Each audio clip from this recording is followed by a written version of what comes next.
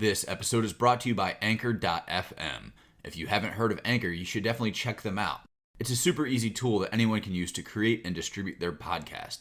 It has everything you need, and you can do it all from your computer or even your phone. Need your podcast cover art? There's a tool. Music and sound effects? They have you covered. Want to record on the fly? It's easy with the app. Now you may be saying to yourself, I already have a podcast. No worries, just create your account, upload, and publish to Spotify, Apple Podcasts, and many more. Looking for some walking around money? Anchor connects you with advertisers who match your brand. It's a one-stop shop for all of your podcasting needs. Download the free Anchor app or go to anchor.fm to get started. You're listening to BizQuik. This is where Julie and Corey provide quick and useful information to small business owners.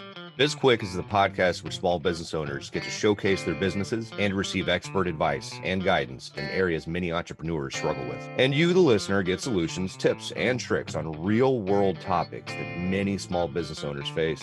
Julie and Corey are the experts small businesses hire when they need solutions. And the BizQuik podcast is just one way they deliver those solutions. Let's start the show. Hi, and welcome to BizQuik. I'm Corey. And I'm Julie. And on today's episode, we're going to have Trent Bray, who is the founder and owner of Hustle Energy. He's based out of Salt Lake City. But before we get into that, Julie and I are going to talk a little bit about failures in life and business and in general. Yeah. I love this topic. And, part of the reason that I love it is I know from prior conversations with Trent that he has had a lot of failures in other businesses that he's done. So I'm hoping this topic comes up when we bring him on the show. And I'm curious because Corey, you're not one who really looks at, you don't like to fail at all, right? You're pretty stubborn and hard-headed at times. And I'm just kind of curious why do you think people are so afraid to fail? I think it's I don't even know if fear is the right word for it. It's more about the disappointment and embarrassment that comes along with it. And so, you tell somebody that you're going to train for something and then you don't do it. Or even more so, I guess, in terms of actual fear is if I'm gonna, let's say I was married and had kids and I wanted to start a business. If I failed, that's going to affect a lot more people than just me. And I think that that's one of the reasons why I don't even really consider failure, because it's, for the majority of my life, it's always been just me. So, if the only person who's going to get affected is me. That's interesting. I've never thought about it from that perspective before. And I don't really fear failure either. I mean, I certainly fail at a lot of things. And but I'm not afraid to fail. And I used to have that fear, I guess, of not wanting to be embarrassed.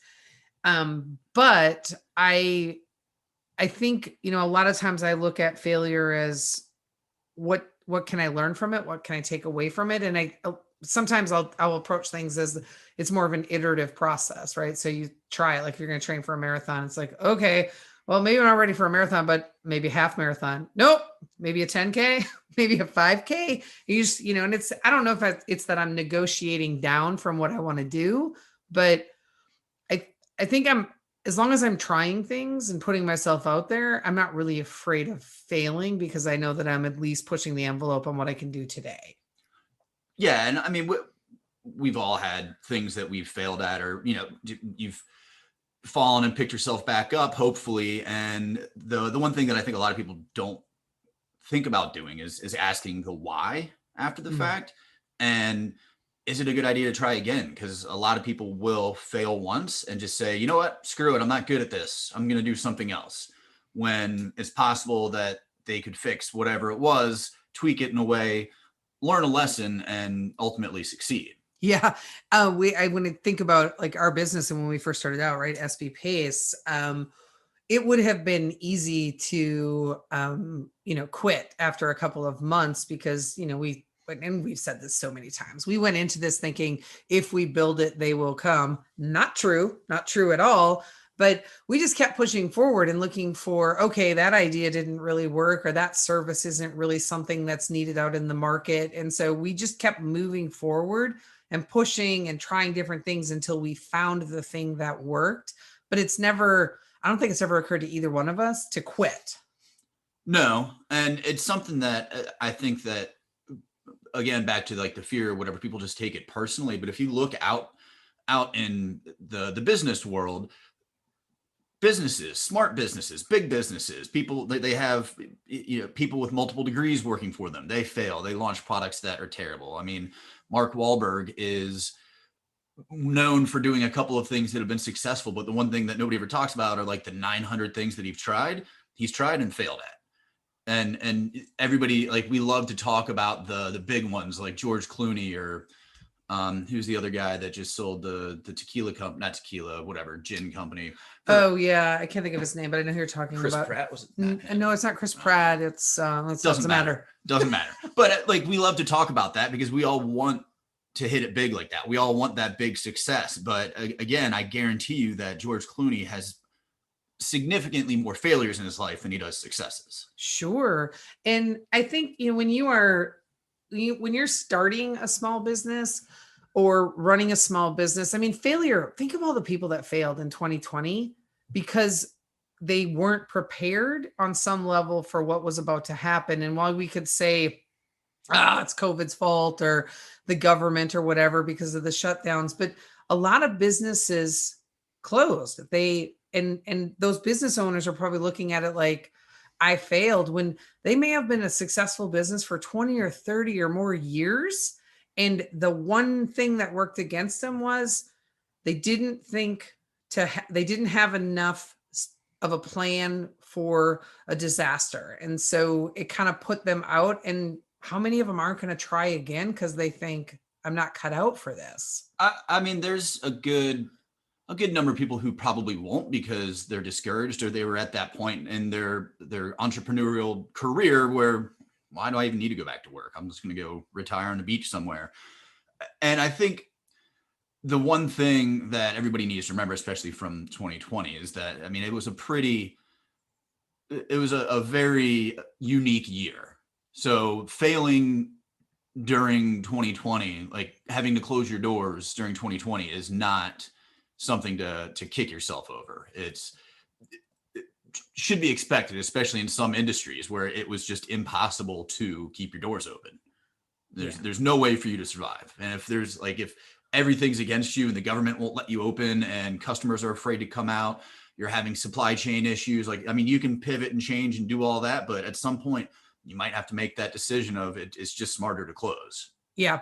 And so that's not necessarily a failure and it's not necessarily your failure, but you can't, regardless of how you look at failure, it happens and it happens to all of us. And you have to be able to decide if that's something you want to bounce back from, or if you're just going to take the lessons and kind of, call it quits. And the answer is different for everybody. There's no right or wrong answer, but it's what you do with failure when it happens, right? And definitely learning those lessons and using them. Again, it doesn't have to be for the same thing.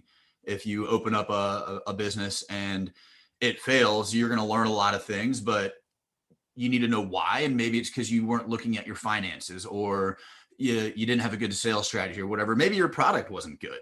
Doesn't mean you can't open another business. Right. Yeah.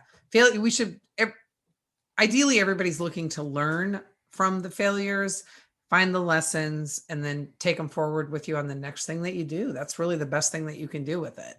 And I just remembered Ryan Reynolds. I was going to say Ryan Reynolds too. I'm like, for all the listeners that were out there screaming, it's Ryan Reynolds. That guy doesn't fail. He does not fail. He had sold the gin company. Yes. You are correct. Yes. It's so funny that we both thought of it.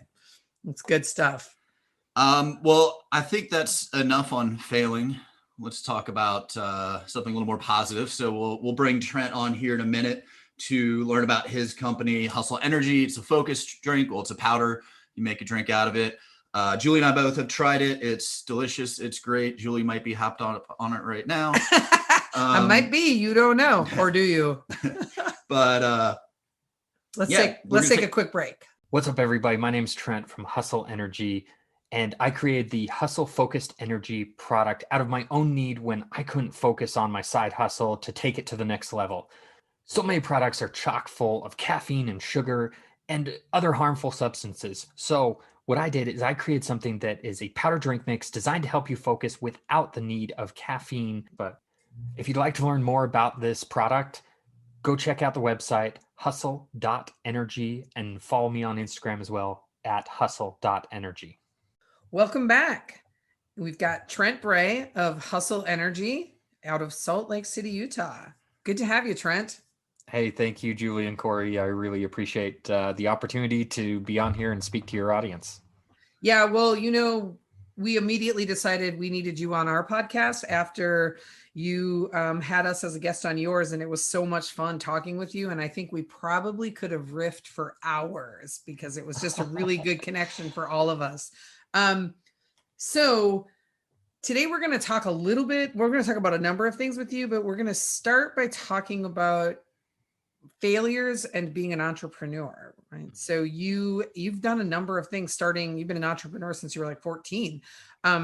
And you've had some failures along the way, and I'm sure you've learned from them. So you want to share with our listeners some of the stories of failure and how that led you to where you are today, and obviously telling everybody about your new product and what you're doing there.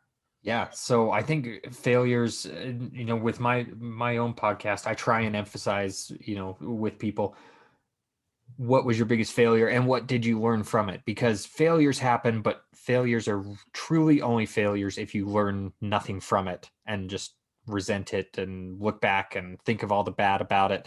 But for me personally, I think of failures as opportunities to learn. And so with me personally, at the time, I didn't think this, but I've picked that up over the years. So both my parents were entrepreneurs, so I saw a lot of that entrepreneurship aspect. But at the same time, I'm the youngest in my family. And so I saw them at their most successful. So it was the glamorous side of entrepreneurship. They were able to take trips whenever they needed to. And yes, they put in a lot of hard work, but it's like, okay, I think I have a grasp on this. So I started my first business when I was 14, doing web design, reverse engineered the code just because there was no YouTube there. I couldn't go drive to a bookstore to learn HTML or whatnot. So it was something that was really in demand at the time. So I was building websites for friends, family, eventually businesses, and right time, right place, ended up purchasing some vending machines. So it was like, this entrepreneurship thing is so easy. Like I can just start whatever I want and go for it, and it's going to be successful. Turns out life has a way of kicking you down every once in a while and making sure you eat some humble pie. But I ended up starting an automotive parts distribution company that really didn't do anything. And looking back, it was 100% my fault.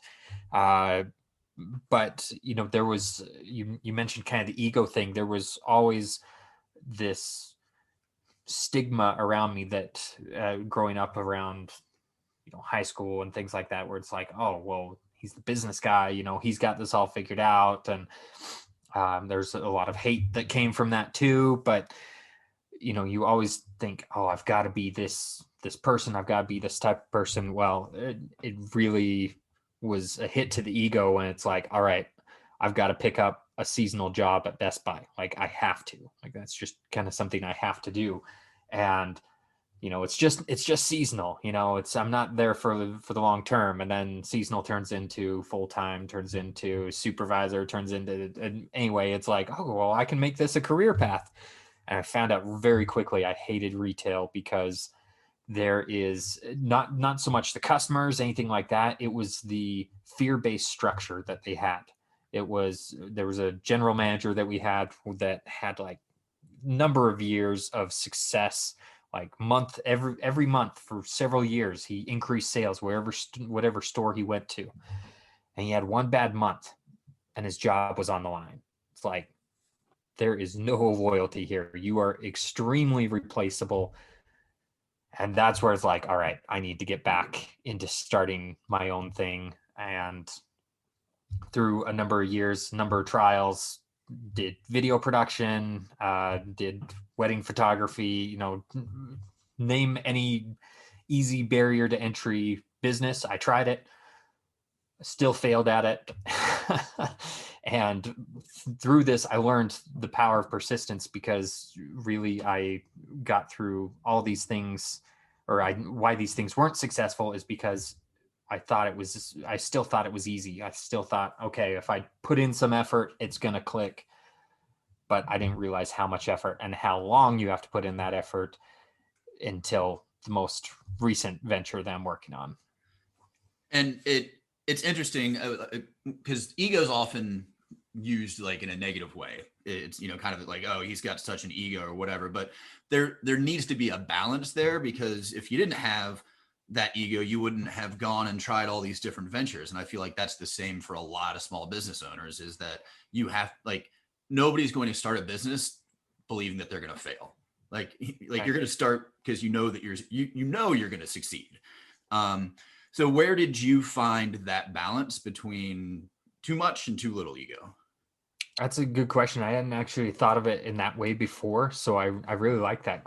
Really like that perspective, where, what, you do need to have some of that. And to be honest with you, I probably need that a little bit more, because I've taken a big step back from that. I've always been kind of shy and introverted, so I don't like to draw a lot of attention to the things that I've done. But over the last couple of years, I've gone through a personal development journey and realized, hey, you got to toot your own horn a little bit, so that, people will understand, okay, maybe he knows a little bit of what he's talking about. Let's work together. And, that's helped create some partnerships and some other things that I've been working on. So I haven't thought of it in that regard, but I definitely could be doing some introspection today after you mentioned that maybe I am not quite in balance with the ego. Always good to get our guests to do a little bit of thinking post show.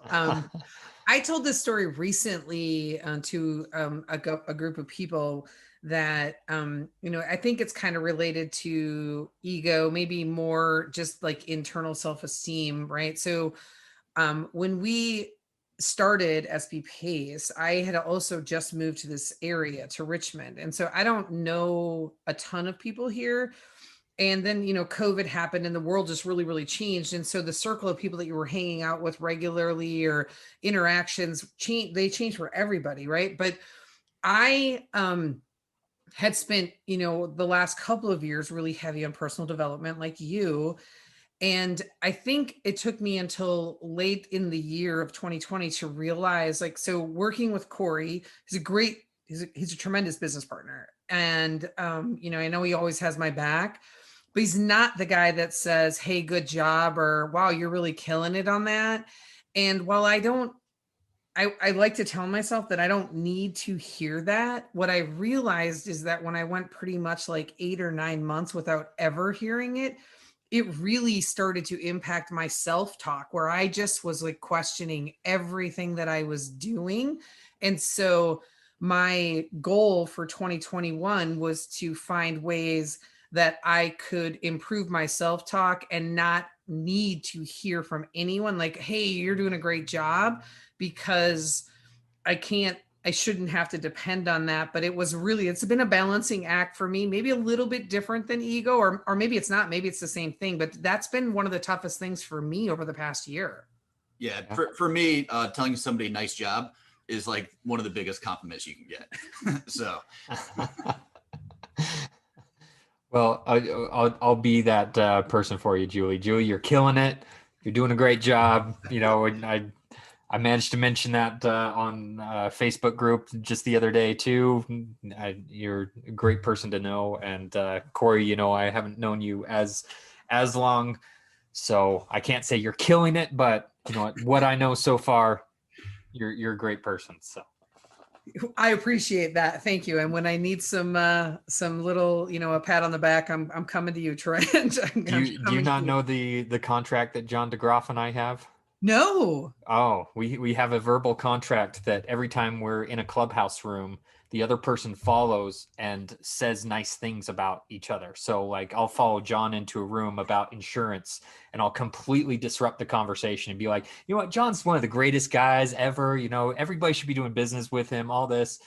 And then, you know, he'll follow me into a podcasting room or something and he'll be like, you know what, Trent's just the greatest guy and all this. And we have this contract. Anytime we're in a clubhouse room, or we're both on Clubhouse, we've got to go in and be each other's hype person. So I love that. Everybody needs a hype man. Yeah. Everybody does. And that's so great. So you found your way, you wove your way through all of these different entrepreneur things. And man, the loyalty on corporate like spoke to me so heavily, like it's just not there. So that story resonated with me, but you eventually found your way to your latest venture, which I really think is going to be one that is, unless you turn around and sell it to somebody, this is a long-term thing because this product is good. Tell us about it. Well, thank you. I appreciate the kind words. I believe in it personally. So I do believe this is a long-term play, that there isn't an exit strategy involved in it, at least at this point. So what it ended up being is to reel it back a little bit, I was working 9 to 5. I hated it. I wanted to get out. And, you know, I've got a young family, I've got community obligations, all these different things where at the end of the day, I still want to work on my side hustle, but I don't have the focus. I don't have the energy. I don't have those things that I need to really work on it. I just want to go to bed. So even though the desire's there, it was hard to focus on those things. And it's like, if I have something full of caffeine, I'm going to be up all night, and that's just going to throw off my day tomorrow. So I was like, there's got to be something else. There's got to be some other product out there. And so I started working on this idea probably about 7 years ago. And it just kind of kicked around in the back of my head. You know, I didn't really do anything with it. And then finally about 3 years ago, I was like, all right, I've got to do something with this. And so I put forth, you know, basically full-time effort into creating this product. It actually started out as a gummy. So like a gummy bear. I spent a year with a manufacturer.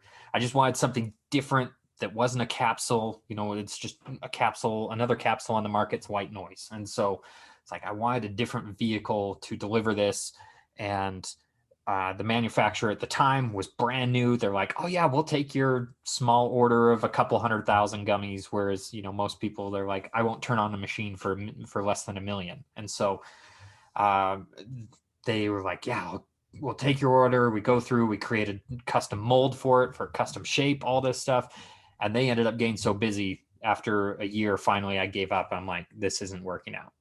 And so I needed to find something else. I knew no other gummy manufacturer would take me with what I was able to put up front capital wise. And so my brother-in-law around the same time, he's like, hey, there's this new supplement. He's involved in the pharmaceutical industry. He's like, I'm taking this new supplement. It's designed for e-gaming, but I think you'll really like it. And so, and that's one of the main ingredients in the product. It's called New Level. And I started taking this supplement and I'm like, wow, this is great. It's tasteless. You mix it in with water. And I was like, yeah, this is really good. You could build something around this. And this was right at the time that the gummy wasn't working out. I'm like, well, I want to try and work with something like this. And so, you know, I kind of came up with an idea on formulation.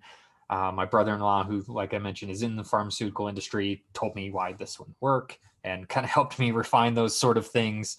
And then found a manufacturer here locally, went through all sorts of different trials of taste. And I mean, I felt like I'd gotten kicked to the ground a couple dozen times over the year. We went to trial production 4 separate times, and each time it didn't pass. Like, it just, something was always off. And it's like, who knows if this product's ever going to come out. But I stuck with it because I believed in the vision. I believed in what it could be. And finally, after 3 years of trials, it came out just a couple of months ago. And so it's exciting to see that. And then I get to this point that's like, oh, now I got to sell this thing. Yeah. Yeah, one of the things that I like about your product is the fact that, there's none of the caffeine or sugar or any of that in there that a lot of companies, they'll just, they stuff it in there because it's an easy way, to get the desired result. And so it's nice having something that doesn't have that in there. Yeah. Yeah. I was pretty stingy on that, where it's like, we get so much caffeine from so many other sources. We don't need it in this. And caffeine has a big boost that you feel and then a crash. Mm-hmm. I don't want to deal with the crash. Yeah.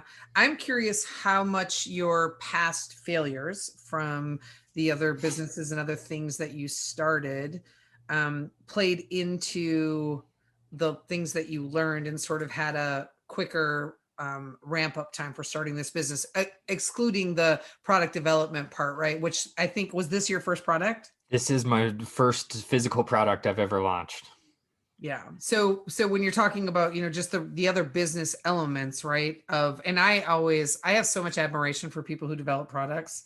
I think I could never, I don't think I have the capacity to do it. There's so much involved with it, but from just that running the business perspective and the things that you learned as you failed, and sometimes failed fast with your other businesses, how did that give you a leg up? So I think it helped a little bit in, things to look out for, but at the same time, I still feel like it was a completely different ball game because, I'd done a lot of service-based things before, and, you typically market those a little bit different. You make connections a little bit different in doing that. And so in terms of like actually getting it out there, I feel like I was completely lost. But obviously setting up the business, the foundations, things like that, it was pretty straightforward. I've set up LLCs, a couple dozen of them over the years, and business bank accounts and things like that. So that was just like, that was the easy stuff that gets some people hung up. So I guess in that way, it's like, okay, yeah, this is pretty easy. Now it's the execution for the rest of the things that are basically tripping me up now. I want to get into, you mentioned service and you worked in service industry and, all of that. And that's something that a lot of people, especially if you're an online business or you're selling a service, such as you're an accountant, lawyer, whatever, like how much customer service is, it's similar across the line. Like there are certain things that people expect, from certain brands, certain products. So for instance, I ordered your product and, we got it in the mail. It showed up quickly. There's a, nice handwritten letter that, went along with it. And so the customer service side, is that something that, you've picked up over the years, or is it just, did you have to change anything when you got into this business? So I did change things when I got into this business just to honestly help, the loyalty side of things. So with the service-based business, there's only so much you can do that's extra. So like with your company, for example, if you go above and beyond, you may go in the wrong direction of what the company is expecting. So if you set up, an account for them and you think this is going to really work well for them, but that's not really a part of their strategy, well, that kind of backfired. But for this, with a product, it's actually easier in my opinion, because they make the transaction, they know exactly what they're getting. This is the bottle of the focus formula, and it's easy to put those extra touches like the handwritten note, the throwing in a free shaker bottle and things like that, where it's like, yeah, there's a cost associated with that, but I just consider it a marketing cost, because I've gotten more people to share and post about the product because of that handwritten note. The people are like, hey, I got this product, it's great, whatever, but did you see this? He actually took the time for every single order. I'll sit there and write a handwritten note. And even when it's busy days where I've got a million other things to do, I've got lots of orders to ship out, I will make sure to stop and write that handwritten note. And that little touch gets me more shares on social media and helps me out with my marketing than more than anything else that I can do. And you don't just write a little handwritten note, you write a paragraph. And I like to call those handwritten notes, I call it the Arete effect, right? I think that pretty much everybody who is part of that networking community does handwritten thank you notes for their products or their services. And it's a really nice touch. I love when I get the handwritten notes. So and yours was really good. I read it and I actually laughed because I was like, yep, that's exactly what I said. And I did forget to mention the shaker bottle, which I really did appreciate because I've been using a broken one for like the past 3 years. So I was like, oh, well, unfortunately, I just got some brand new ones, yesterday. I think I got them. So I gotta send you a new one. And I thought I had one seen right here, but I just took it into the sink to wash it. But would now be a good time to tell you that I dropped the lid on the floor when I was washing it, and he might need a new one. Yeah. Well, it's a whole other conversation. Yeah. All right. Well, we've loved this conversation, but we need to wrap. So can you let our listeners know, one, how to find you, and two, where they can get your fantastic product? Well, I appreciate being on the show and having an opportunity to talk to you both again. It's really been a great conversation. So the best place to find me personally is on Instagram. I spend most of my time there. It's Trent V. Bray. Or then the company is at hustle.energy on Instagram. And from there, you'll find links to take you to the website and all the fun things we're working on. Perfect. Well, we will put all of that information in the show notes so that people can easily find you, so our listeners can find you. And you're also on Clubhouse, so yes, you can come and hear how amazing you are there, and maybe get in a room with you and John can be your hype man, and they can hear how that works. So right, yeah, it's fun. Thank you for joining us today. We really appreciated it. And if you want to connect with us, you can go to our websites, sbpace.com and bizquikpodcast.com. And we've got links to all of our socials out there. So we're on LinkedIn, Twitter, Instagram, and Facebook. Yep. And I am also on Clubhouse if you want to find me there. You can subscribe to our podcast. Make sure that you give us a review and like it while you're out there, because we love reviews. And reach out to us about any topics that you may want us to cover, or if you want to be a guest on our podcast. We also have a book out there. It's called Seriously Now What? A Small Business Guide to Disaster Preparedness. It's a #1 bestseller on Amazon, and it has a digital workbook download that goes along with it. Yeah. I'm Julie. And I'm Corey. And this was BizQuik, helping small businesses across America.